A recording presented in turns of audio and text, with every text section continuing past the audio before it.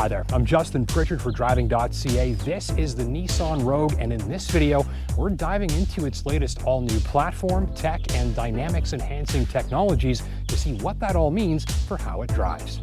But first, paddleboarding. Smoothness is key when trying to paddleboard, I think. I'm not really sure because I'm big and clumsy and not really cut out for doing things that require grace or balance. So I had my cousin's kids try it for me. Thing is, if you look at people paddleboarding, they're usually pretty relaxed once the learning is over, and that's because once you figure them out, they're actually pretty relaxing and comfortable. But you have to be smooth and balanced to get that relaxing, comfortable stuff to happen. The point is, steady is smooth, smooth is balanced, and whether on a paddleboard or crossover SUV, smooth and steady makes for a more enjoyable time. When you go around a corner, the Rogue can imperceptibly drag the brakes on a single rear wheel even just for a moment, and that has a real effect on the attitude of the vehicle, in this case acting like a sort of rudder to help you trace the corner.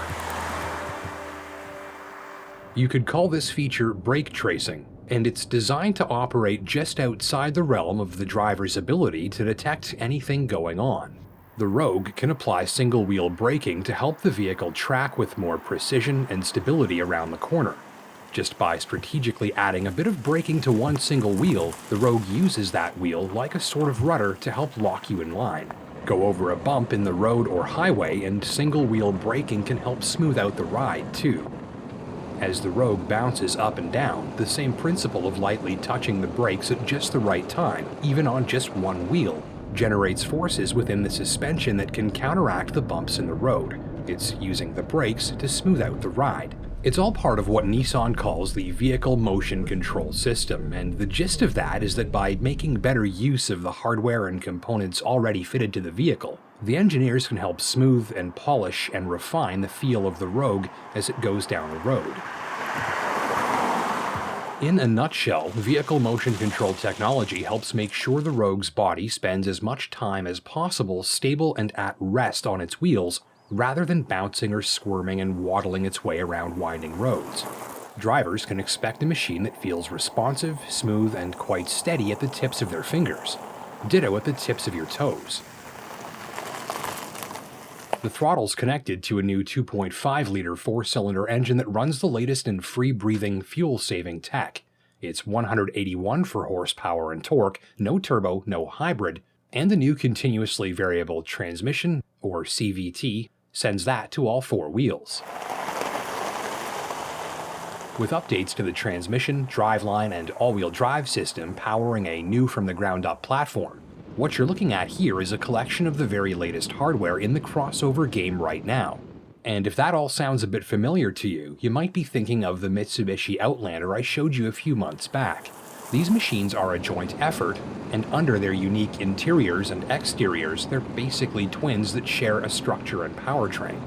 That's not a bad thing since both the Rogue and the Outlander are two of the very best and brightest new machines on the scene right now. And it's important to note that while they share plenty, certain properties related to each machine's ride, suspension, and driveline were custom-tuned by the respective automakers.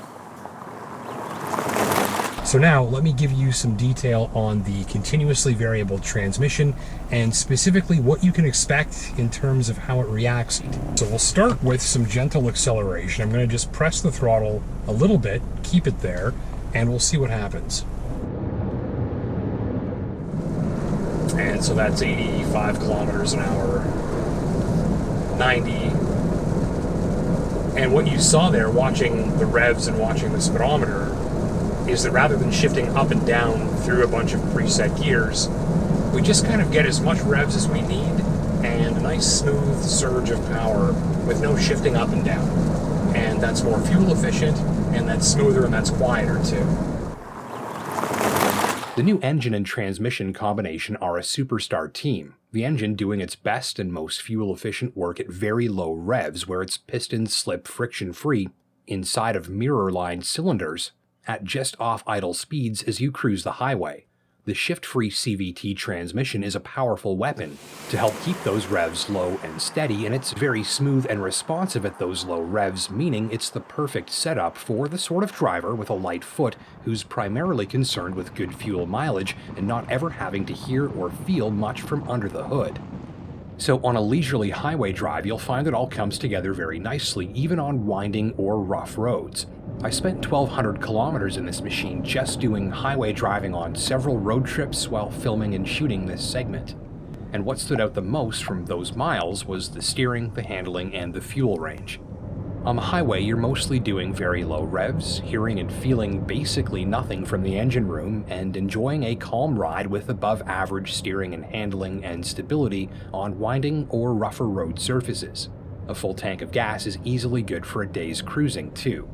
From the driver's seat, it's tall glass, good outward sightlines, and a highly informative safety systems interface that keeps you informed of your motoring environment, as well as easy to read and easy to understand safety system alerts, and to me, that extra confidence that comes when you're more easily able to gather good information about your surroundings.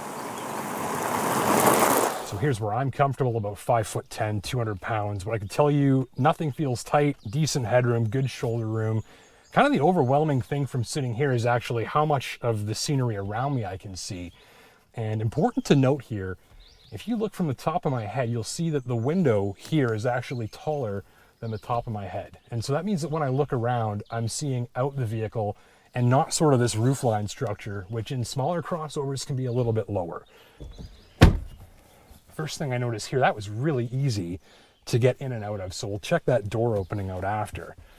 But look, at 5'10", maybe 5'11" on a good day, I've got tons of knee room. The headroom's going to run out the most quickly. These seats do recline slightly. You've got this kind of lounge atmosphere back here. Also important to note that Nissan's NASA-inspired zero-G seating technology is put in here on the front and the rear seat. So you've got first-class seating comfort, even if you're sitting here in the second row. And other than headroom being a little bit tight, I don't think you'll find any issue with space. This area here can often be an issue. This area can often intrude into the size of this door opening, which makes getting in and out more difficult. So if you've got larger adult grown-up passengers sitting back here, nothing about this is catching on the side of my leg. And that's not the case in a lot of crossovers. You've got to be a little bit careful here and sort of swing your hip around it. I don't have the need to do that. So I'm just going to walk in again and show you how easy this is to get in the rear seat for an adult. That's it. I didn't have to duck here, and I didn't have to twist my hips around this. And that means that if you've got larger or grown-up passengers frequently sitting back here, this is going to be excellent because it's so easy to get in and out of. Like nothing. Elsewhere on board, the look is upscale but minimal. I like the restrained use of color and trim, the subtle contrast between textures and colors, and how they've selected materials and shapes that look upscale and high quality on closer inspection, but don't scream too much for your attention as you're just trying to drive and take in the scenery. Central Command is about average for this segment in terms of graphics and response. Android Auto hooks up easily, and the full array of Rogue's safety feature tech can be accessed from a single button, which is handy for first-time users as they switch these systems on and off and get used to them and learn how they work. By and large then, this is a fantastic crossover for the times with little less than the very latest engineering and tech deployed for a polished drive, efficiency, and an easy-to-use experience. There are a few gripes, mostly minor and not relevant in some situations but worth noting.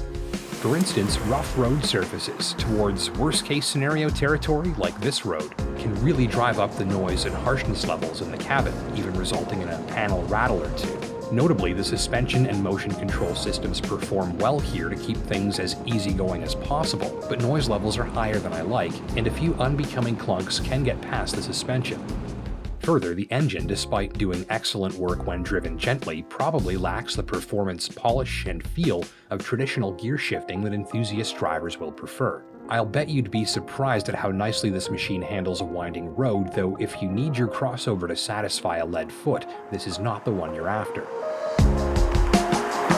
In the majority of the driving you'll do though, the new Rogue feels like a fantastic crossover for the times with little less than the very latest engineering and tech used for a polished and tidy feel, as well as fuel efficiency, and all backed by appreciably easy to use tech that you'll enjoy on every drive.